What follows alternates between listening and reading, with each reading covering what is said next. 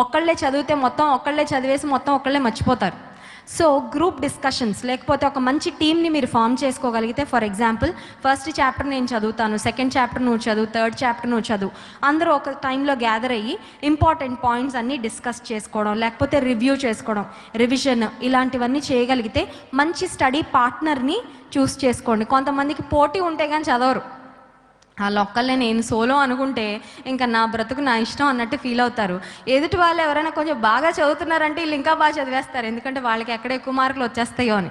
So బాగా చదివే వాళ్ళని పక్కన పెట్టుకోండి మీ స్టడీ పార్ట్నర్గా.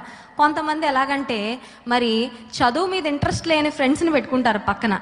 వీళ్ళు ఏం చేస్తారంటే మొత్తం డైవర్ట్ చేసేస్తారు. So make sure you have a good study partner.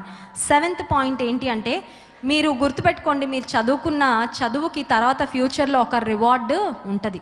I know so many students, నేను చదువుతున్న టైంలో నాకు కొంతమంది సీనియర్స్ ఉండేవాళ్ళు స్టడీస్ని చాలా లైట్గా తీసుకున్నారు. ఏముందిలే చదివితే చదువుదాం, లేకపోతే లేదు, మా అమ్మోళ్ళు చదివిస్తున్నారు కదా వాళ్ళ కోసం అన్నట్టుగా చదివేవాళ్ళు. వాళ్ళు బీటెక్ని 7 years చదివారు. బీటెక్ ఎన్ని ఇయర్స్ ఉంటుంది? 4 years ఉంటే 7 years చదివారనమాట. పాపం నా బీటెక్ అయిపోయింది, నాకు జాబ్ వచ్చేసింది, నాకు పెళ్ళి కూడా అయిపోయింది, ఆమె ఇంకా బీటెక్ చదువుతానే ఉంది. ఆ తర్వాత పాపం ఎంటెక్ చదువుతానే ఉంది. ఇప్పటికీ లైఫ్లో సెటిల్మెంట్ లేదు. కారణం ఏంటంటే లైఫ్లో సీరియస్నెస్ ఉండాల్సిన టైంలో సీరియస్నెస్ లేకపోతే ఫ్యూచర్ అంతా రిగ్రెట్ అవ్వాల్సిందే. ఫ్యూచర్లో బాగా ఎంజాయ్ చేసుకోవచ్చు, మీరు టైం ఎలా కావాలంటే అలా స్పెండ్ చేయొచ్చు. ఇప్పుడు చదవాల్సిన టైంలో ఖచ్చితంగా చదవాలి. దేవుని వాక్యంలో ఒక మాట ఉంటుంది, శ్రద్ధ గలవాడు ఐశ్వర్యవంతుడగును. ఇప్పుడు జాబ్ ఆపర్చునిటీస్ అన్నీ అయిపోయాక కాంపిటేటివ్ ఎగ్జామ్స్కి ఏజ్ 30 years కదండి.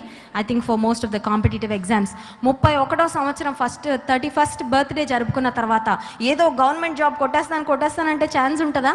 ఉండదు. ఎందుకంటే నీ ఏజ్ ఆల్రెడీ అయిపోయింది. వెన్ యూ హ్యావ్ ఆపర్చునిటీస్, దేవుడు ఎప్పుడైతే నీకు అవకాశాలు ఇచ్చాడో అప్పుడు చక్కగా చదివి మన స్టడీస్ ద్వారా దేవుని మనం మహింపరచచ్చు. These are the tips to follow while studying. సిద్ధపడుతున్నప్పుడు, ప్రిపేర్ అవుతున్నప్పుడు. తర్వాత ఎగ్జామినేషన్కు స్పెసిఫిక్గా ఒకవేళ ఫర్ ఎగ్జాంపుల్ కొన్ని వీక్స్లో ఇంక ఎగ్జామ్ ఉంటుంది, దగ్గరలో ఉంది అన్నప్పుడు ఏం చేయాలంటే have a time table. For example ఈరోజు నుంచి మీరు ఇంటికి వెళ్ళిన తర్వాత క్యాలెండర్ దగ్గర పెట్టుకొని ఈరోజు నుంచి మీ ఎగ్జామ్ వరకు ఎన్ని వీక్స్ ఉన్నాయి, ఎన్ని డేస్ వస్తున్నాయి, వాటిలో ఎన్ని సండేస్ పోతాయి.